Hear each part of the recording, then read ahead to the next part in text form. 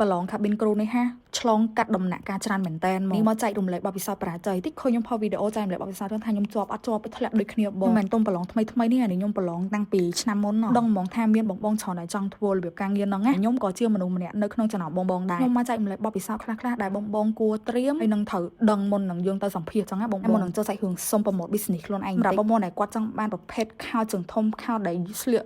ទៅដល់លេងមានក្នុង stock ស្រាប់បងកុំភ្លេចជាមួយនឹងខាង Geek Boutique ណាបងឡើយយើងចូលសាច់រឿងយើងតវិញមួយដែលខ្ញុំគិតថាបងគួរតែរៀបចំឲ្យបានល្អបំផុតនោះគឺ CV ហ្នឹងឲ្យដែលជា first impression បងរៀបចំមើលទៅមានរបៀបរៀបរយស្អាតហើយមាន detail ច្បាស់លាស់ខ្ញុំគិតថាហ្នឹងក៏ជាចំណុចតាក់ទាញដែល HR គាត់អាចនឹងមើលហើយយើងអាចចត់ short list ចឹងគឺការរៀបចំខ្លួននិយាយទៅការរៀបចំខ្លួនពិតជាសំខាន់មែនតើគឺពេលដែលយើងចត់ short list ហ្នឹងគឺគាត់ប្រាប់ឲ្យថា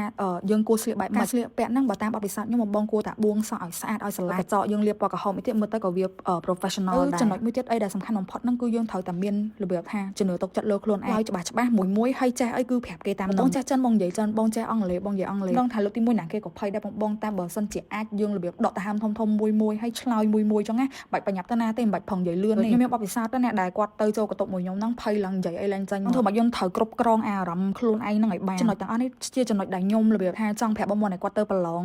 នៅពេលក្រោយទៀតចឹងមកក្នុងកាលនេះក៏ខ្ញុំឃើញមានការប្រឡងមួយដែរនៅក្រុមហ៊ុនដែលខ្ញុំធ្លាប់ដាក់ហ្នឹងបងខ្លះប្រកាសជាជាប់ហើយបងខ្លះទៀតរបៀបថាប្រឹងប្រែងអស់ពីសមត្ថភាពទៅក៏ប៉ុន្តែធ្លាក់កុំបាក់ទឹកចិត្តបងខ្ញុំឆ្លងកាត់អារម្មណ៍ហ្នឹងដូចគ្នាបើសិនជាបងនៅតែស្រឡាញ់ការងារហ្នឹងបងខំប្រឹងបន្តទៅវីដេអូមានតែប៉ុណ្្នឹងទេបងអើយបើសិនជាបងមានចម្ងល់អីតាក់ទងនឹង